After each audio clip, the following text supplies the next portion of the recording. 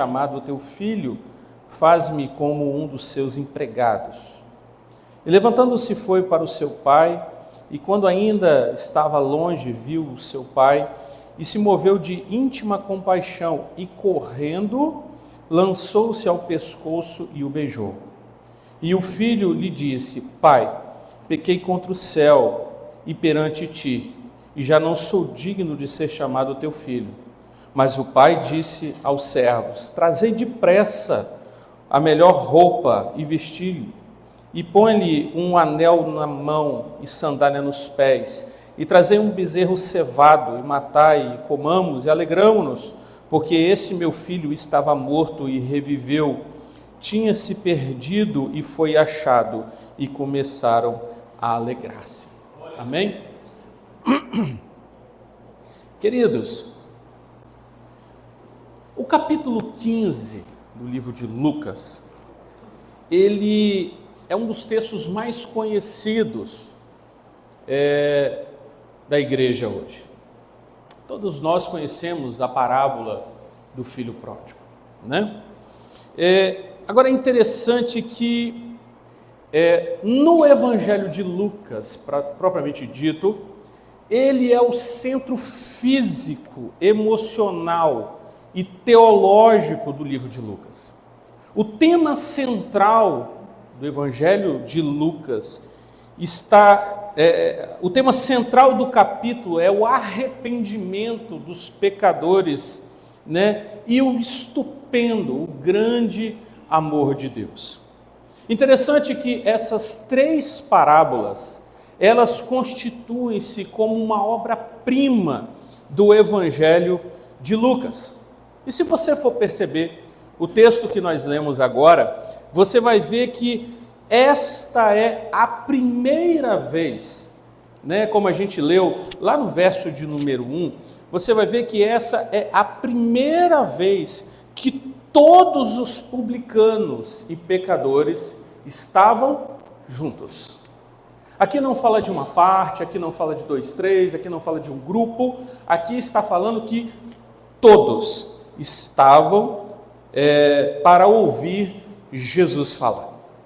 E nesse mesmo contexto, nesse mesmo momento gracioso, aonde o Evangelho está sendo propagado em uma proporção estratosférica, por assim dizer, né? Nessa mesma evolução da graça, do amor de Deus sendo derramada na vida dos pecadores, né? Na vida dos publicanos, né? Nessa mesma avassaladora conversão que eu acredito que estava acontecendo ali, do outro lado estavam os escribas, questionando e murmurando contra Jesus, considerando que Jesus estava assentado, né, e comendo com pecadores. Eles entendiam que aquilo era uma afronta, haja vista que a mesa aonde se sentavam era o símbolo crucial da inclusão para os marginalizados no meio do povo eleito de Deus. Eles estavam praticamente escandalizados com o que Jesus estava fazendo naquele momento. Então, é impressionante, irmãos, que enquanto Jesus estava ali atraindo os pecadores para a salvação, por intermédio da sua palavra e dele, do amor do seu Pai, os fariseus, aqueles que conheciam a palavra, aqueles que eram dotados de conhecimento, estavam repelindo.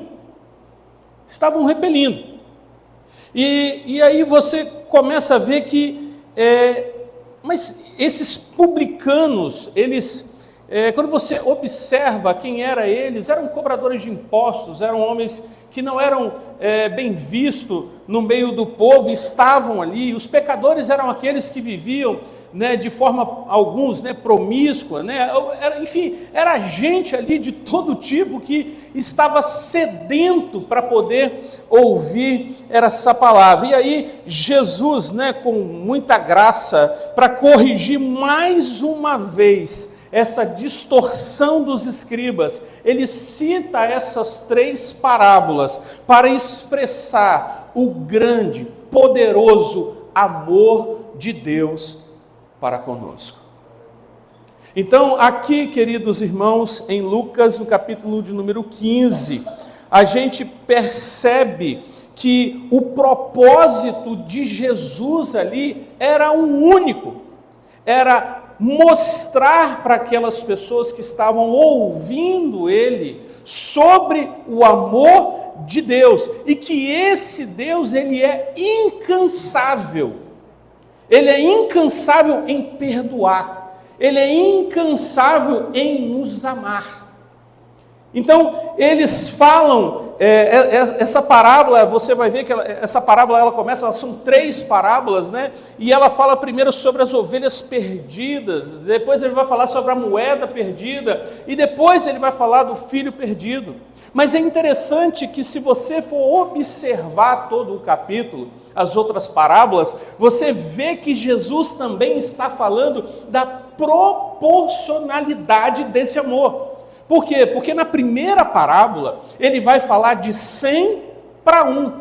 Na segunda parábola, ele vai falar de 10 para 1. E nessa parábola que nós vamos expor daqui a pouco aqui, ele está falando de 2 para 1. O que significa isso? Significa dizer que Deus trata na multidão, trata também em grupos menores, mas Deus também trata-nos individualmente. E isso é fantástico, irmãos. Nessas 3 parábolas há uma mesma ênfase. E aqui eu quero dar uma palavra para você que eu acho que talvez você pode ter confundido isso por muito tempo, né? Quando você olha os títulos que estão na Bíblia aqui, você precisa entender que esses títulos, eles não foram títulos inspirados pelo Espírito Santo. Isso apareceu anos depois, né? Milhares e centenas de anos depois. Por quê? Porque quando a gente olha para essas 3 parábolas, e principalmente na última, ele vai dizer no título, né, sobre o filho pródigo. Só que o tema central daqui não é o filho pródigo. O tema central dessa parábola aqui é o pai. O pai é mais vezes citado, tanto nas 3 parábolas como nessa última. Então, o tema central de todas essas parábolas, o alvo, é a alegria de Deus de ver um perdido sendo reencontrado. E aí,